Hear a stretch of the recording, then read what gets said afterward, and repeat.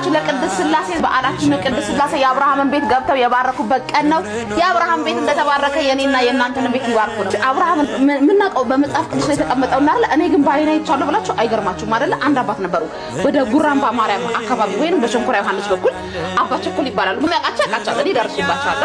አግዳሚውን ነበር በግድ እየጎተቱ ያስፈሩትና ጺማቸው የአይናቸው ትልቅነት በቃ መልካቸው ራሱ በቃ እኔ ስምዖን ጫማ ሰፍን ተቆጣጣቸው ፊልም ላይ ያየነው እሳቸውን ቁርጥ በቃ ብላ ያለው ጸጋ በቃ ክርስቶስ አብራቸው እንዳለ ያስታውቅ ነበር። መንፈሳዊ ቅናት ከሳቸው ቤት በጣም አድሮብኝ የወጣሁት በግድ እየጎተቱ ሰው እያስገቡ ሲያበሉ በቃ መንፈሳዊ ቅናት በጣም ቀንት ብዬባቸው ወጣሁ። በጣም ሊቀናውባቸው እንደው መድኃኒዓለም ይመሽ ነው እንደዚህ የምታረገኝ ነበርና አብርሃምን በአይንሽ አይተሻል ይባል። አዎ አባ ቸኮልን አይቻልሻለሁ። ምክንያቱም እሳቸው ይለያልና እንግዲህ እሳቸው አሁን አርፈዋል። ነፍሳቸውን እንግዲህ እርግጠኛ ነኝ በአጸደ ገነት በእርግጠኝነት ያኔ በስራት ተይዘን ነበር። የእግዚአብሔር ምሕረት ለመጠባበቅ ነበር ወደዛ ይር ነውና በዛ አጋጣሚ እሳቸውን ማግኘቴ እድለኛ ነኝ። ያው እድለኛ የሆነ ሰው አግኝታችኋል ብዬ ነው የማስበው። ያው ይሄንን ነው ለመችለው ስለ አብርሃሙ ሥላሴዎች እያልን እኛ ደግሞ በተራችን እናበላለን ማለት ነው። የአብርሃም ቤት የባረከ አምላክ የኔንም ቤት ይባርክ የእናንተንም ቤት ይባርክ ነው። እንግዲህ እንደዚህ ለማብረስ ያቃጭር ነበር።